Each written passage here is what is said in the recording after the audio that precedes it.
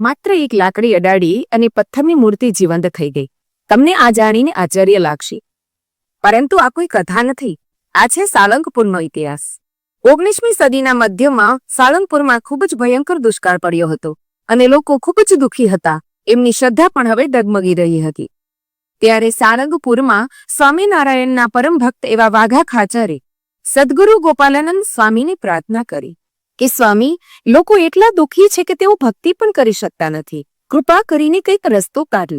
ત્યારે ગોપાલાનંદ સ્વામીએ લોકોના કષ્ટ દૂર કરવા માટે હનુમાનજીની સ્થાપના કરવાનું નક્કી કર્યું અને કાનજી મિસ્ત્રી પાસે હનુમાનજીને એક વિશિષ્ટ મૂર્તિ તૈયાર કરાવી. આ મૂર્તિ શાંત નહીં પરંતુ અત્યંત તેજસ્વી અને શક્તિશાળી બનાવવામાં આવી, જેથી તે દુષ્ટ શક્તિઓનો નાશ કરી શકે, અને તેથી તેનું નામ કષ્ટભંજન રાખવામાં આવ્યું. અને ત્યારબાદ 1849માં મૂર્તિની સ્થાપના થઈ. ત્યારે ગોપાલાનંદ સ્વામીએ મૂર્તિની સામે ઊભા રહીને તેમની પૂજા કરી અને મૂર્તિમાં સાક્ષાત દેવનો વાસ કરાવવા માટે તેમને એક લાકડી અડાડી, અને લાકડી અડાડતાની સાથે જ તે પથ્થરની મૂર્તિ ધ્રુજવા લાગી. અને એવું કહેવાય છે કે મૂર્તિ બોલવા જ જતી હતી ત્યાં હાજર રહેલા ભક્તોએ સ્વામીને વિનંતી કરી કે મૂર્તિને સ્થિર કરો, નહીતર તેમનું તેજ સહન કરવું અઘરું થઈ જશો.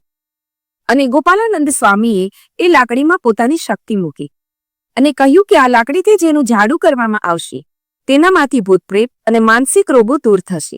અને આ લાકડી આજે પણ મંદિરમાં દર્શન કરવા માટે રાખવામાં આવેલી છે.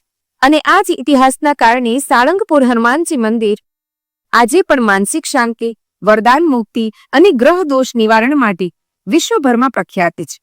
અને દર શનિવારે અહીં ભક્તોની સૌથી વધુ ભીડ દર્શનાર્થે આવે છે. અને કષ્ટભંજન હનુમાન દાદા સૌના કષ્ટને દૂર કરે છે.